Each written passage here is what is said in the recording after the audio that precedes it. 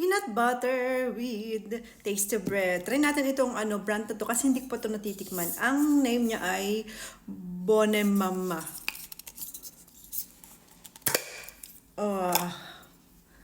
Creamy yung siya. Meron kasi nitong crunchy. Tapos ito yung creamy. Meron din creamy. Creamy. Ayan. Try natin. Cheers! Creamy talaga siya. Wow!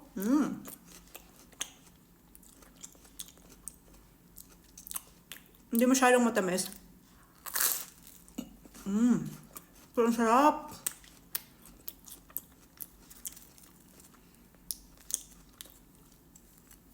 Binibili ko yung ibang brand. Yung English brand, American brand.